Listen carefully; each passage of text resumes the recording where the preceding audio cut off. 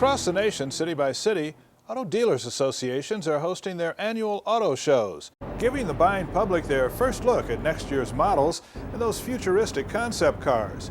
Judging by the reaction of those in attendance, new cars always draw oohs and ahs. For information about the date of an auto show close to you, give a call to the Automobile Dealers Association in your community. In the past, women could almost expect to be taken advantage of when they went in to purchase a car.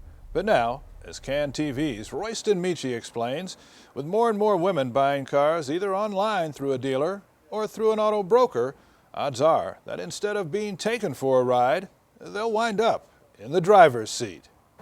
Like many women, Lou Stosko didn't have time to shop for a new car. She also feared getting taken for a ride when it came to striking a deal. Instead, she decided to use an auto broker. If you don't have a lot of time, this is the best way to go. If you have a business to run and kids to feed and all that, it's better than spending a whole day at a dealership. Auto brokers have been around for about 15 years.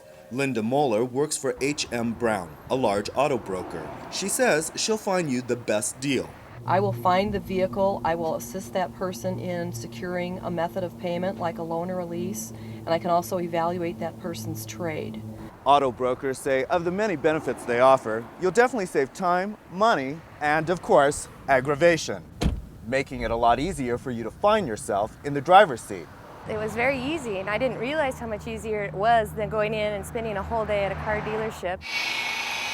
So how do auto brokers make their money? Linda Moeller says her fees are figured into the total cost of the purchase. She says with all the money she's saving you, her small percentage is very little, and it's all legal. The industry is regulated by the government. And there are actually different industry regulations based on state. In Colorado, we have to all be licensed salespeople as auto brokers, and in addition to that, our dealership is a used car dealership licensed in the state of Colorado.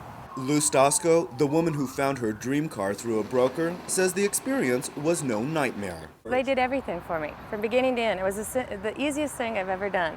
They went out and checked out all the financing, got me the best rates, brought the paperwork in my office, and I was done within 5 minutes. Linda Moeller says auto brokers are here to stay. I think we're going to see a fair amount of growth because it's very convenient.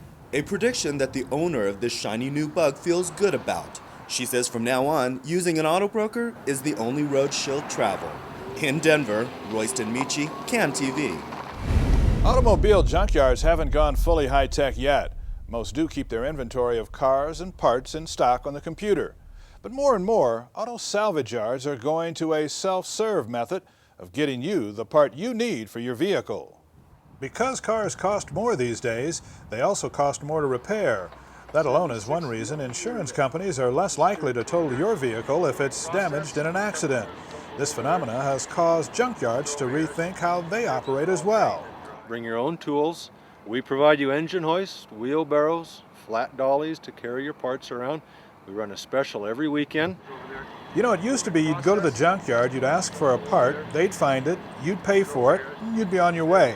Well, now they have pull and save junkyards, where you bring your tools and you do the work. We're both from Florida, and they don't have anything like this down there. And here, if you pay $1 to come in to walk around to goof off, is just happy enough for us to, and then we get all our parts and stuff. We scout it out one day and then come back probably next day or so. Cars are arranged by make, model, and year. You simply find the junker that you need, and then with tools in hand, you pick the parts off you came for. You take them to the checkout counter and pay the going rate. Hey, it's cheaper than buying new parts from the dealer or even getting them from the auto parts store.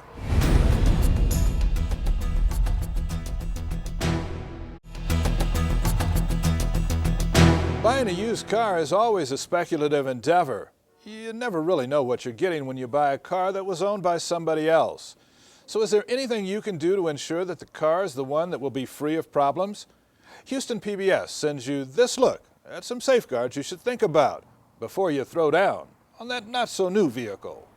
Normally I'm not in front of the camera. I leave that stuff to Doris and Ernie. But last week I found myself in a situation I think a lot of people can relate to. My car died. As coroner, I must suffer. I thoroughly examined her. I knew I couldn't afford a new car, so you can just imagine what my reaction was when I realized I had to buy a used car. So, for the last week, I've been doing a lot of research, and I've learned a lot about buying a used car. And I'd like to share with you what I've learned. Our first stop, the credit union.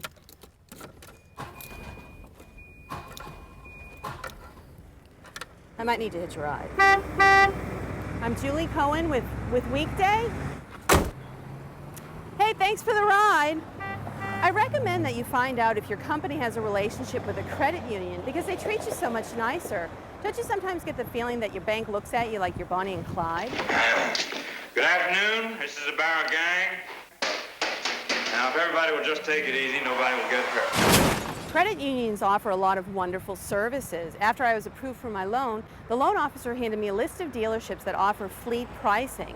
Fleet pricing means no haggling. We all know how stressful doing battle with car dealerships can be. I knew I wanted a late model Volkswagen Jetta, so I started my search under the watchful eye of my hero, Kenny Rogers. Lady, I'm your knight in shining armor, and I love you. At Edmunds.com, you'll find pricing for new and used cars, not what the dealership charges for a car, but what the actual invoice price is. So before you set foot in a dealership, you know exactly what the car is worth. Talk about empowering. What's so helpful about this site is their step-by-step guide to purchasing a car. The ins, the outs, the tricks some salesmen might play. Everything you want to know about purchasing a car, you'll find at Edmunds.com. So I went to the car dealership that the credit union had suggested, but they didn't have anything in my price range, so they referred me to this used Volkswagen car lot. I wanted to have the car checked out by a mechanic, and what he told me about the car was very interesting. Well, overall, it drove out nice, it looked good, but we found that it had been in a major accident. Both of the rear frame rails were damaged, and both of the rear quarter panels had been replaced. This would be a vehicle we would recommend against buying. I couldn't believe it. I loved the way that car drove. So I started my search all over again. So I went back to Edmunds.com and did some more research. So remember, knowledge is power. The more prepared you are, the more likely you are to get a good price. I was able to negotiate a price that was only $39 more than Edmunds.com suggested. So I hope you learned something. Happy trails. You never count your money when you're sitting Sorry. at the table.